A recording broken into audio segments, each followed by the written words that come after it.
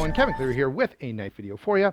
And today I want to talk to you a little bit about what I'm trying to do here in terms of offering knife reviews and what a lot of reviewers I think are trying to do and where some of us are coming from. It's always important, I think, that there's been a couple of videos recently where reviewers kind of talked about, what their goals are and what they kind of think, what they think about in terms of preparing for a review. And so I wanted to share a little bit of the process with you, why I bother with this at all, and give you an idea of whether or not you're going to find yourself enjoying and feeling comfortable with my videos, or whether you should move on. Okay, so the first thing is, let me tell you, why am I making knife reviews? Well, look, I just like knives and I want to talk about them, okay? Like many of you out there, and I've heard this over and over and over again, I'm a knife guy and there are not a lot of knife guys around me. I'm fortunate to have a couple of guys fairly nearby that I chat with and get together with for coffee once in a while. And there are some groups that I really enjoy, the Facebook group, the Canadian Knife and Gear guys, really good group of guys. And so all of that is a lot of fun. But of course, it's, you get a new knife, you get some new stuff, you've got some thoughts about the knife industry. It's nice to be able to share it and get some feedback in the comments. And so that's really what got me into this. And frankly, I talk to and I know a number of other knife reviewers, and I can tell you that this is something they do just because they're interested in it. They enjoy gear and they enjoy sharing their thoughts about it with you. Okay. I've got to tell you, nobody that I know is in this to make any money, and there are very few channels that are, okay? Maybe someone like Prepared Mind 101 or Survival on Purpose. Those guys are probably making a little bit of money, but even, honestly, guys, the view numbers that they get, they're not raking in tons of money. Like, you need millions and millions and millions of views to make YouTube at all a profitable money-making endeavor, okay? So just let me throw that out there. Now, the other thing I want to say is this. People have different ideas, and different knife reviewers have different ideas about what makes a review. I've heard some guys who feel like they have to give a numeric score to every feature. Like they have a numeric score for blade, and one for, the action, and one for comfort and ergonomics, and one for design. I don't do any of that stuff. All I try to do in my videos, in terms of, in the only sense in which it's a review, is I'm trying to give you guys as viewers enough data to see if you like this knife, right? That's what I'm aiming for. And of course, I tell you whether or not I like it. That's kind of part of the deal. But I also at the same time try to touch on the things that I feel like somebody else who's looking to buy this knife may want to know. All right. Now, hopefully there's a certain amount of entertainment value in that as well. And of course, you get my staggering, brilliant wit for free in all of that. And so I try to have a little bit of fun with it. But primarily, I'm just trying to give you enough data and show you enough about the knife that you can go, hey, I hate it, I'm never going to buy that. Or that's a pretty interesting knife. Maybe that's something I should be looking into. And that's really all I'm aiming for, okay? Let's get some of these open just to change the view just a little bit. All right, now what has happened over time and how let's put it this way. How did I first get into this? I started looking for a pocket knife. I had a Gerber paraframe, believe it or not, and the thing literally fell apart. The lock bar tension had dropped, the blade head play was up and down, and then the thing that broke the straw that broke the camel's back, I guess, is when the thumb studs fell out. And then you couldn't, it was like a two-hand opener. Anyway, it was a complete failure. And so I'm like, I need something new. I want something a little better, a little more interesting. And so I started watching videos. Probably back then it was a lot of nut and fancy videos. Let me know down in the comments how you got into this, if and who you started watching at first and how your tastes have changed over time. Now I rarely watch a nut and fancy video, and I really don't like his knife videos because there are things that I know and that I want to know that he doesn't really speak to all that much. But I watch lots of others and I enjoy lots of others. So I'd love to hear, how this whole thing started for you as well. And so, yeah, I just started looking for a good knife. I settled on two knives and I really couldn't decide between the Rat Model 1 and the Code 4. In the meantime, I had some other knives that I had been given and that, some came from my dad and my grandfather and stuff. So by the time so I started buying a couple of knives. By the time I started this channel, I think I had like 5 or 6 knives. All right. And I had been watching other reviewers, Cutlery Lover and a few others, and thinking to myself, this is pretty straightforward stuff. I think I could share at least as much information as they do and offer some people, some of my thought process about what I do or don't like about a knife. Now, obviously, I've learned a lot since the beginning. I should have, in preparation for this, maybe gone back and watched an earlier video.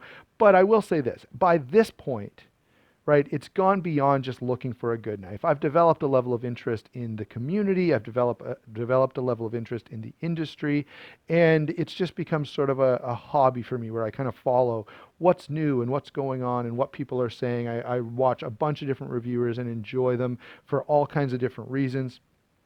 Even the ones that I have no similarity with. Like there are reviewers out there who if I know if they like a knife, I probably won't like it. It's, we have totally different tastes, but I enjoy learning about other things. And sometimes they'll bring up a point about a knife that I go, hey, I never thought about that. Or they'll talk about a locking mechanism or a way a knife is put together that I find interesting and intriguing.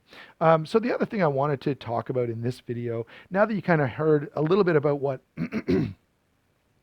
what drives me to make videos and what I'm trying to do when I make a knife video, let's talk about some of the common viewer feedback that I get. Now, I will say this, probably the most common bit of feedback is that expensive knives are the devil, okay? Anytime I review a knife that costs more than, say, $200, you're gonna get someone saying, that knife costs too much, I would never buy that, what are you doing? You can't carry it, you can't use it, and just sometimes getting really, really upset. And all I would say to that is relax, right?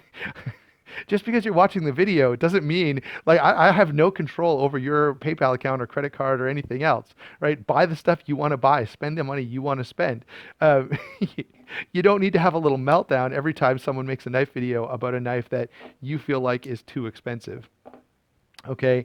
There are some now. One thing I'm not going to deal with too much is every once in a while you get someone who comes on and like, you're an idiot. You don't know anything. Like, okay, good for you.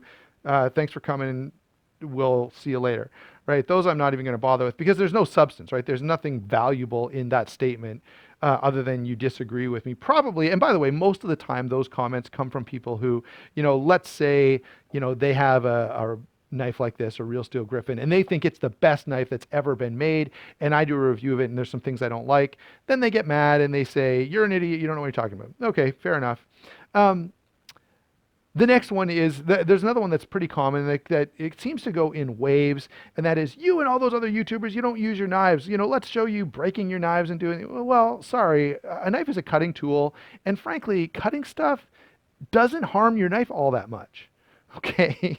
I've had this knife for years and I've cut everything you could think of with it. And well, one, it makes a difference that it's a satin finish. Okay. Satin finishes wear pretty well, but what possible wear would you expect to see on a folding knife that most of the time rides around in your pocket, and then 2 or 3 times a day you pull it out to cut some string or open a package or cut up some food for your kids or whatever other cutting tasks come along, cut a few zip ties or something, right? That's not going to damage your knife, right? And so, I really don't get that complaint, right? I guess I get, all your knives should be broken maybe or something like that. All your knives should have, I heard someone say, they all have factory edges. Well, just because I sharpen them to the factory edge, right? I'm a reviewer. So for me to go and change it, now I'm not really, now I'm reviewing the edge that I've put on. I'm not reviewing the edge that it actually comes with. So anyway, that's a pretty common one. You guys don't use your stuff. I will say this, my tolerance, this is a bit of a sidebar. I've got two other things here that I want to point out. But I'm fortunate in that I have a pretty high tolerance for disagreement. Okay, so feel free to disagree with me. It's fantastic. I love that other people have different views than me. I'm not necessarily going to, drastically change my thinking because of a comment that you made on a knife video, but I'm really happy for you to make that comment. And even if I think you're the biggest idiot who ever lived, that's fine, right? Part of the joy of this world is that we like different things and different things appeal to us. So that's my sidebar. I have a pretty high tolerance for people disagreeing with me. Think about this, guys. I'm a preacher. Okay. Think about some of the things that the Bible teaches in terms of, morality, in terms of right and wrong, and about some of the things that most people hold to be true. All right. So my tolerance for, holding differing views from the people around me is pretty high. I'll tell you this as one example. One time in my elementary school days, someone, I don't know what we were doing, but for some reason someone suggested we tuck our pants into our socks. And it kept my pants dry, and I thought that was great, and I found it more comfortable than having wet pant legs all the time. So for about 6 months, I tucked my pants into my socks all the time. And people thought I was insane, but guess what? I really didn't care, right? Because I was comfortable, my pant legs were dry, and so everyone else could go pound salt, right? That's my view, all right? And so that gives you maybe a little bit of insight into my personality. And I don't mind being a little bit weird, and I don't mind holding views that are pretty contrary to views that other people have. All right. Number three, most common complaint is cheap knives are awful. All right. So you get both ends of the spectrum here, guys. We already said it's more common, frankly, for me to get complaints about expensive knives being terrible and I shouldn't be reviewing them because no one can buy them and this kind of stuff. But I also get, if I review, if I go for, let's say, a month and I review a greater number of $50 and under knives than $100 and over knives, then people start commenting, why are you always reviewing all these cheap budget knives? I wish you'd stop that. I want to see something nice. I want to see some Riots. I want to see, one person actually said, go over to Dr. Funky's channel and look at what he's reviewing and get the same stuff. I'm like, yeah, right. So you get those complaints. And then the next most common complaint is XYZ Knife Company sucks. Okay, so whether it's Tuya or We or Spyderco or Real Steel or something else, doesn't matter. But if someone's had a bad experience with that company and I make a review of that company and say good things about it, then they get mad. Okay, so that's a pretty common one that is to be expected. So there you go, guys. Those are the most common bits of viewer feedback that I get. I also get some requests, but they're too varied to try and share with you. Requests for probably comparisons the most often. And I think what often is happening is someone owns a knife. Say they own a Para 2 and they're thinking about buying something else, whatever that may be. And they're like, yeah, can you compare the Para 2 to the Real Steel Griffin? Well, no, they're not very comparable, so I'm probably not going to do that. But I'm still happy to have the request, and from time to time I will do it. I mean, I remember uh, an oddball one that I got was the uh, the Spyderco Native Chief versus the 8010, and I did think that was an interesting review because there was a lot of similarity, but then some vast differences that made for an interesting discussion. So there you go, guys. Thanks for watching. Thanks for all your support. Thanks for using the links to various websites, whether it be DLT or White Mountain Knives or the Amazon links. That does help the channel a whole lot, and it's encouraging to me. Thanks for all the feedback you guys give. Hope everyone's having a great day, and we will talk to you soon.